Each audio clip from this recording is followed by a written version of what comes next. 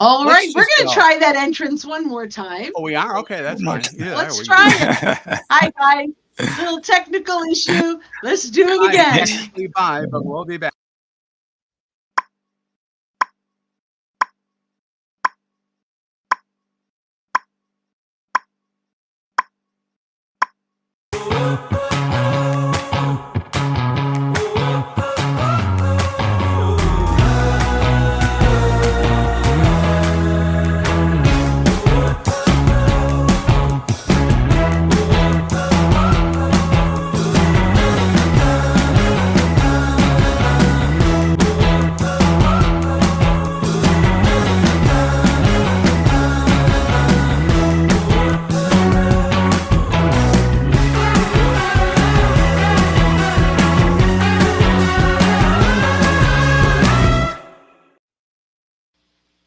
Welcome, sales and marketing pros, to Making Sales Social Live, coming to you from the Social Sales Link virtual studios.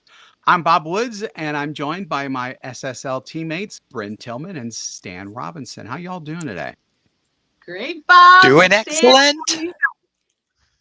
Everybody is pumped and ready to go for a topic that relates to a skill that has become, not is becoming, but has become absolutely essential in today's business world: virtual presentations. With more of our online communication and selling via online, you absolutely need to know how to effectively present in a virtual environment. Whether you're whether you're having a sales call or a discovery call, or whatever you want to call it, you're hosting a webinar, or you're just having a meeting to share insights, no matter what, if it's with a prospect or even with your own team, mastering visual presentations can make all the difference in building rapport, engaging your audience, and driving those all important results.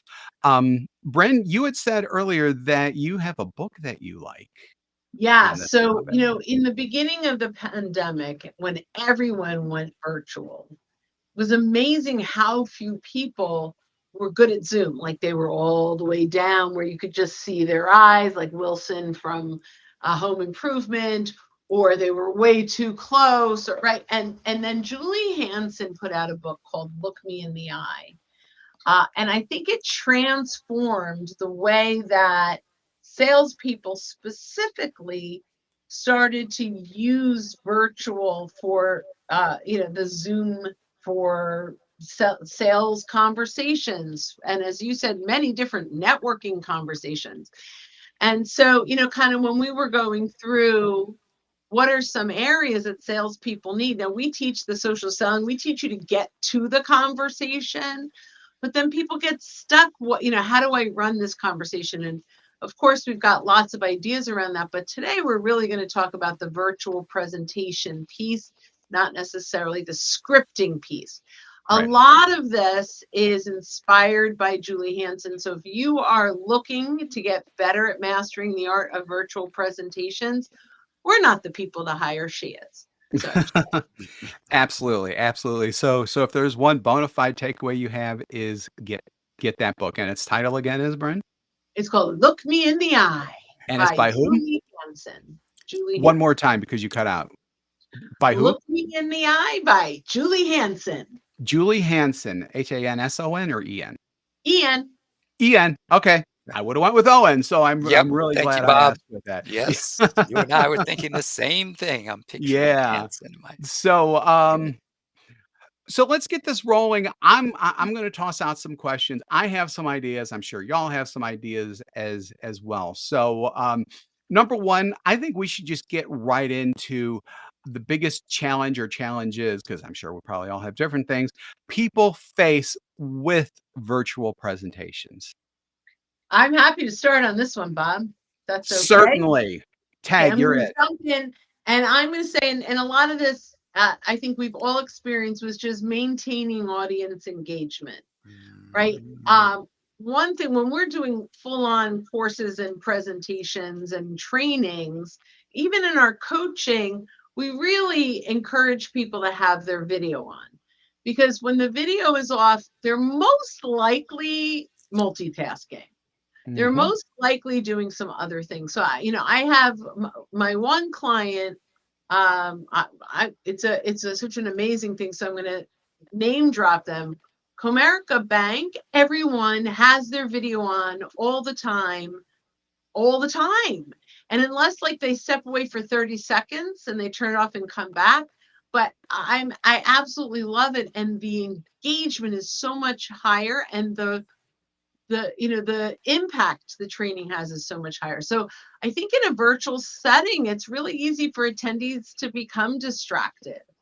And like when you're in person and you're physically holding your presence, right, and their attention, and you can see everything they're doing. So I think you have to be a lot more intentional with how you're delivering your content. Yeah, and I think to that end, one thing that everyone on this call, after hearing that, because that was gonna be one of my points in a later question is, make sure that other people have their video on. Whenever you are on a call, make sure your video is It was on on. as well. Yep. Yeah. 100%. I was actually in a, webinar last Thursday, and I think it was, like, me and only one other person who had their video on, and guess what happened? Although this was like a networking educational thing, it wasn't sales related, but guess what happened? The person who was hosting it tended to talk with the 2 people who are on camera more than More the than ones who were not. So Sure. just being totally and completely present, being on camera, I think is very important. I yeah. love that. Yeah. And one thing that I've found, since I tend to be low key, is on video, you have to bring your energy level up because the video actually diminishes your energy level. Yes.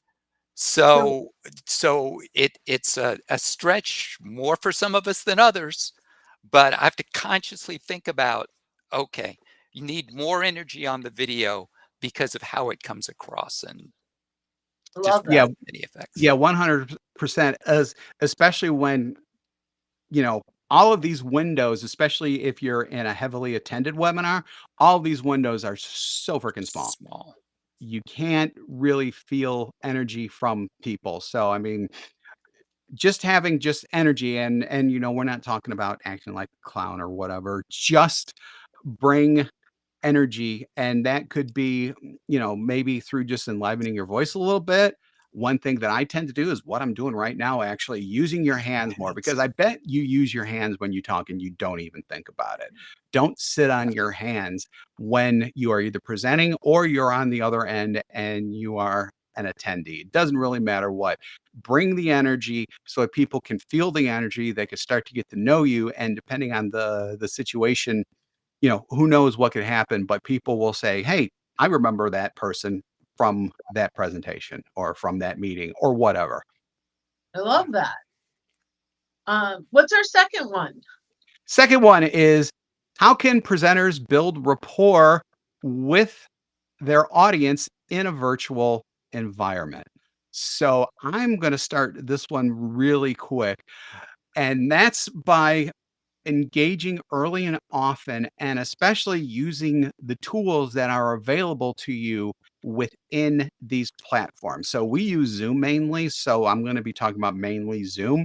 If Mhm. these are available in Microsoft Teams or whatever it is that you use, definitely use those as well. So you can start with a question or a poll, or if you want to get around that, even just a quick story that really resonates with your audience.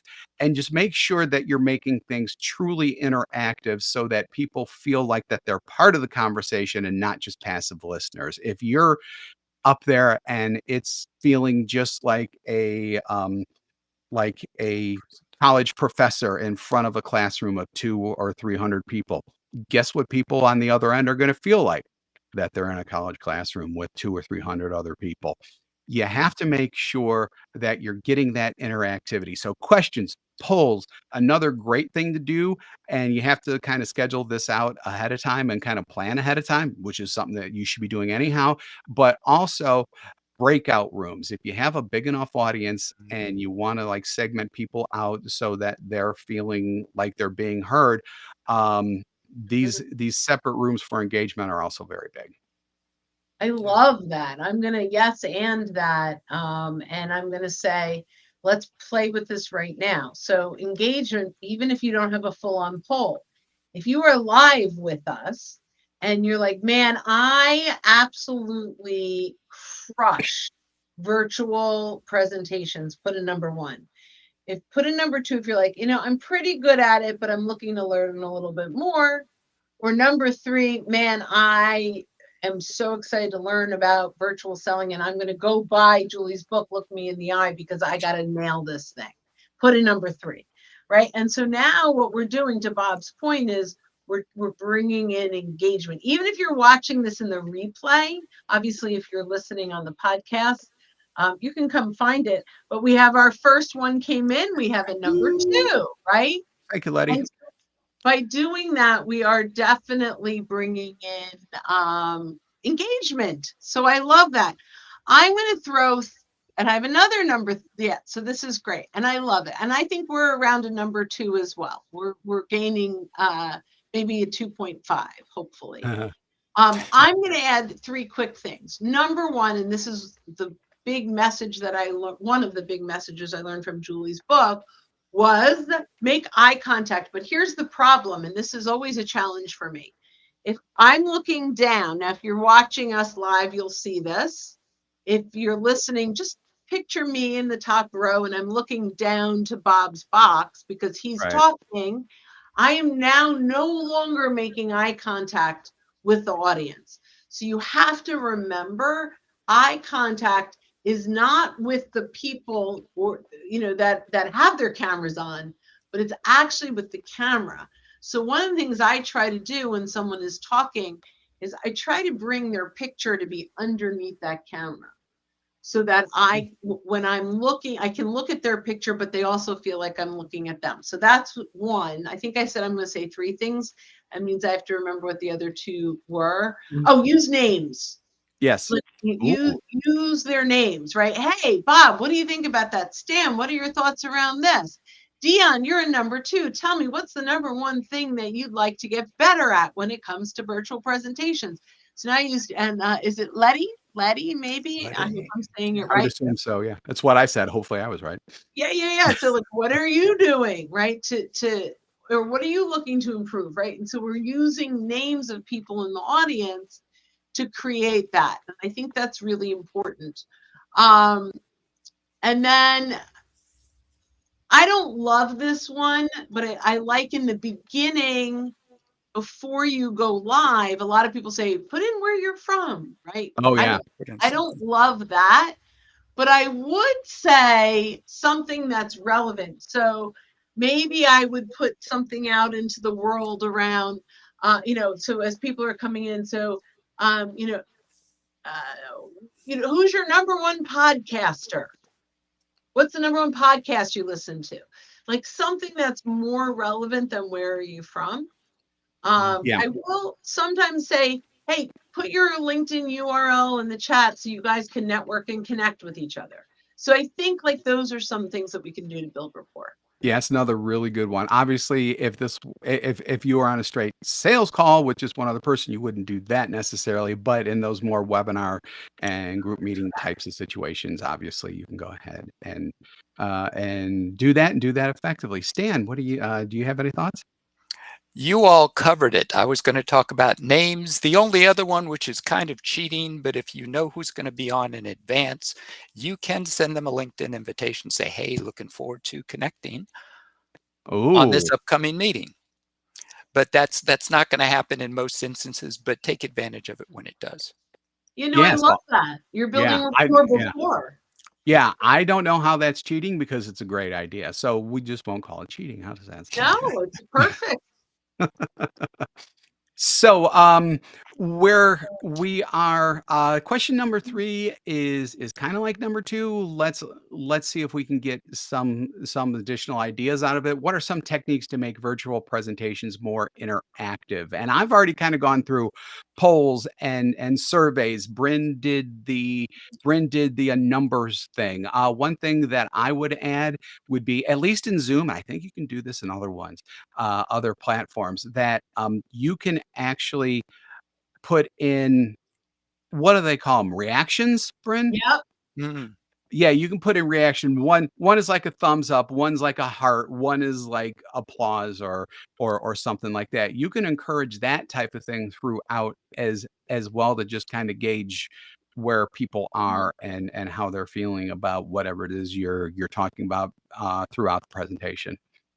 So I love that. I'm going to do two quick things. One is every Friday, I'm part of the C-Suite network relatively newly in the last few months, but they do celebrates where everybody gets on in a networking call and you do breakouts and they do like what is a need that you have, what is a gift that you have, like it's very interactive. But what I love is, and this is a visual thing, so for those of you listening to the podcast, when someone says something that that you're encouraging or you're happy for them or they're celebrating a win, everyone lifts up their hands and they wave them back and forth, like it's like a visual clap. clap.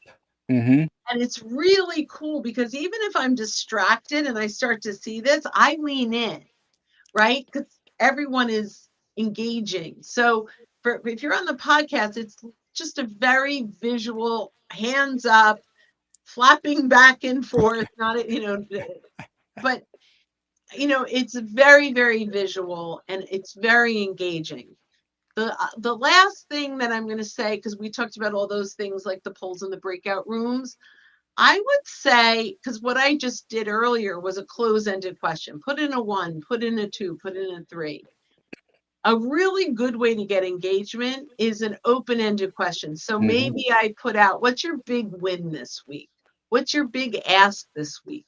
Right? Whatever that might be. And then people get an opportunity to talk. Now, that's not a sales call, but it might be, in a presentation when you're waiting to start something, or even if it is like a sales call, but you've got 4 or 5 people and you're waiting for folks to come in, you can, in our case, whatever it is, what's one of the big wins you had this week, right? Like get them excited and talking about the positive stuff.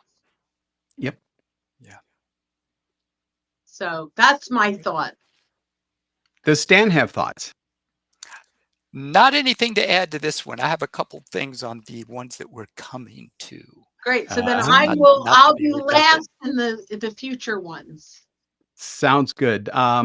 So the next one is, how important is body language in virtual presentations? We've talked about this a little bit already, just in terms of, being a little, maybe a little more animated than what you might be. I don't want to say put an act on necessarily, because when people think about that, they're like, oh my God, I gotta, Yeah. I've got to emote like I'm on, an off Broadway type of show or something like that. You don't need to do that type of stuff, but you know, just just be a little bit more emotive, and trust me, it will come through. And the side benefit from that is, when you start purposely doing that, after a while, it'll just become more of a habit, and then you won't really have to think about it anymore, because I've been doing this for like years now, and my wife always says upstairs, because I'm in the basement, she's like, I could tell you were on a call because you were a little more animated and I Yeah. could hear your hands going and everything else, and I'm like, yeah, yeah, that's true. It's good. That's true. So obviously don't overdo it, but just show that you're engaged. I'm going to add just one other quick thing, which is a bit more techy: your camera framing. And this is something I see a lot of that's done wrong. So make every effort possible to make sure that your camera is positioned at eye level, so that your face is clearly visible and that you're also talking straight on to the camera, so, because that develops trust and rapport, because unless you're standing at a networking event and you're really tall and the other person's really short, you can't really avoid that. But you really want to be at eye level as much as absolutely possible. And that's where camera framing comes in. Now, if you're like me, I've got my notebook actually up on a very adjustable stand, and I've got things adjusted so that my camera is actually, like, directly on with my eyes. I can go like that if you're with us live or you're Oh, watching on video right now. And the other added benefit is that if you're straight on, you don't get, like, double chins and things like that. ooh, That's a big benefit for me. Stan. yeah. That was great. I was going to mention what you all talked about, which is framing, Mhm. and also if you're too close to the camera, and as Bob you mentioned, you're being emotive, people can't see your hands, or they'll see like the tops of your fingers. So if Yeah. you're centered in the frame, they can see a little bit more of you. Um, and the energy part, as Bob was talking about, when you add energy, it's good for your audience. It's also good for you because it gives you more energy. And we talked about this being interactive. People feed off your energy, even on camera. So when you're adding energy, people pick up on that. They're a little bit less likely to multitask because you're more interesting to listen to. So there are just a couple things that come to mind. Love that. Love it, love it. All right, let's keep moving because we have a few more. Yeah, Yeah. we've got a couple more here. So now let's talk a little bit about some common mistakes that presenters make during visual. Well, they are visual, but we're talking specifically about virtual presentations. I get those words mixed up like all of the time, basically. So, Stan, why don't you give us a mistake that you see a lot? If someone's using PowerPoint, now I realize this is the visual aids part of it, but um, slides that are text heavy. Hmm. So you've got bullets, Mhm. and the other big mistake is reading what is on the slides. Yep. Big. Um, yeah, yeah, and it's easy to do if you don't know any different. Yep. So much better to use images and talk about them than read to your audience. So that's one of the biggest mistakes I see. Yeah, and actually that will help people not only in virtual presentations, but in real live presentations as well. That's something that kind of translates between both worlds essentially. Yeah. How about you, Bob? What are some of the Um, mistakes you're seeing? yeah, so this one is probably not as big for a lot of people, but there are still people out there who just don't know how to use this stuff. So not practicing with the technology, I think, is big. Big. So yeah, so I mean, not knowing how to use whatever platform that you're on can be really awkward because it leads to those awkward pauses. So, And so, notice how I oh, awkwardly paused there. I just No, filled that's in. yeah, no, because that's exactly what happens if you're, like, trying to fiddle around with stuff and someone thinks that it's okay to talk. I mean, obviously, I did that on purpose, but that really makes things even more awkward, just like it was right now. So, I mean, pauses, delays, or, even technical mishaps. The So not only irony is, we started today with a technical glitch. yes, we did, Maybe and we could say it and was an example for everyone to see. right, yeah. That's right. Although the people on Podcast replay will won't never see that. know. But No, yeah, but still, don't tell them. yeah, don't tell them. Don't tell the Forget it, podcast listeners about forget it. our technical yeah, I'm gonna yes and that preparation, and I'm gonna build on both what Stan said and what you said, which is practice, practice, practice, right? Yeah, Don't show up and like random acts of Okay. presentation, right? yep, Go through it with your team. When I started this company 11 and a half years ago, I spend more time in the mirror than anywhere else. I know that sounds so egotistical, but it wasn't. What Mhm. I never like taught, I did training, but never like I did, for social sales link. And so I would look at my hands. I know I overuse my hands. I have a bad habit, which I know I have, and I watch, which is I'm always scratching my head, even if it's not itchy. It's like a weird habit. So like I try to be aware of that, but I am sure I still do it. But when you practice, and now you can practice on Zoom and watch yourself back, which can be very painful. Yeah. Um, but it's a great way to learn. Yeah. Okay, that's all. Next one. Next one. How can presenters Wow. effectively use visual aids in a virtual presentation? So we kind of, and that's visual and virtual in the same sentence. I got it right.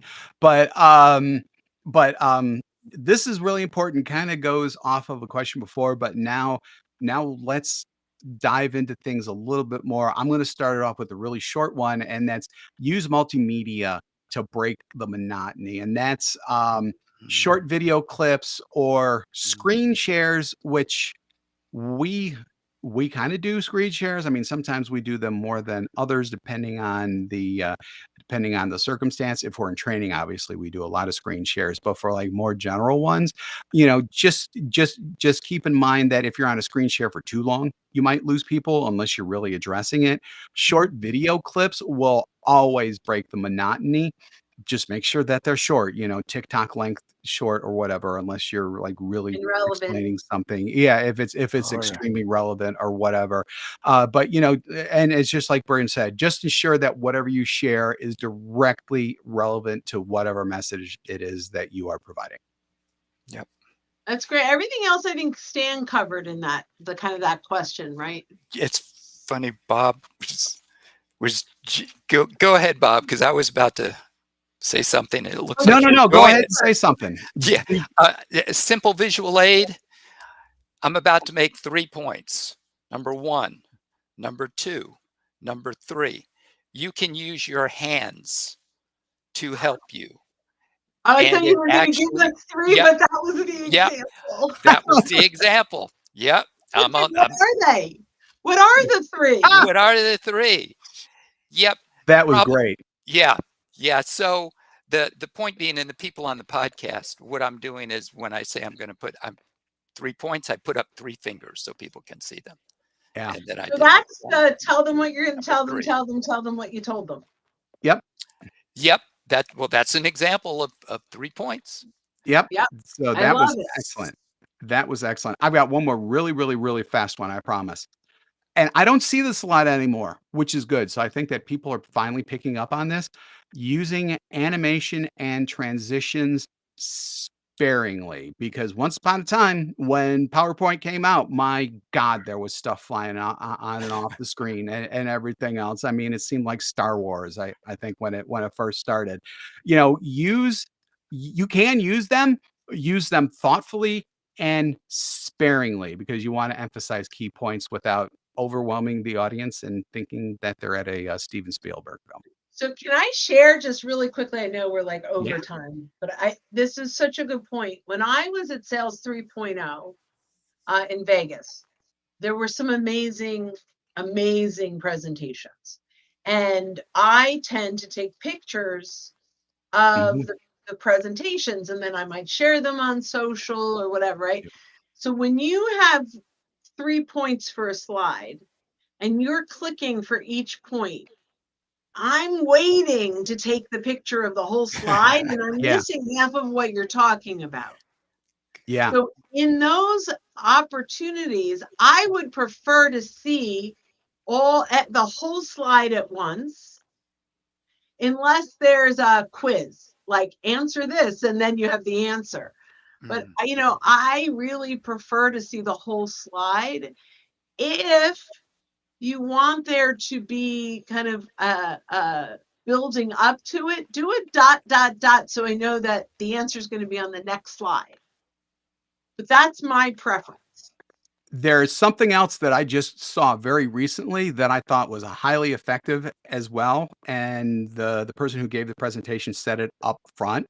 They said, "Now I'm gonna be showing you some slides and there's gonna be points going through. At the end of everything that's been presented in the slide, you will see something that says, 'Take screenshot now.'" I love that. Wow. So if you're going to do that, wait for that. Yeah, and then just warn people ahead of time Takes that, wait to take the that's screenshot until you see, "Take screenshot now." I thought it was that absolutely is brilliant. To transition with the last point. I love that. I never heard of that. That was like a that new mic is drop moment. Yeah, yeah. actually, and what final piece of advice would you give to someone looking to master visual presentations? That's mine, so you guys go. Well, no, I mean, look, I think we end there because that's brilliant. Yeah, okay, yeah, That's no, that awesome. sounds great. We I can think I think that's brilliant, and I'm gonna do it at Outbound. Yeah, good, good, yeah, absolutely. So, virtual presentations are a way of life now for us in sales and marketing. With our tips today, you now have what you need to go forth and crush those presentations the way that they need to be crushed. So thanks again for joining us for this episode of Making Sales Social Live. If you're with us live on LinkedIn or any other social network, we do this sucker every week, so keep an eye out for our live sessions. If you're listening to us on our podcast and you haven't subscribed already, why not? Please do so. We'd appreciate it. And you can also access all of our previous shows and be alerted when new ones drop when you do that. More info on our podcast is available at socialsaleslink.com/podcast.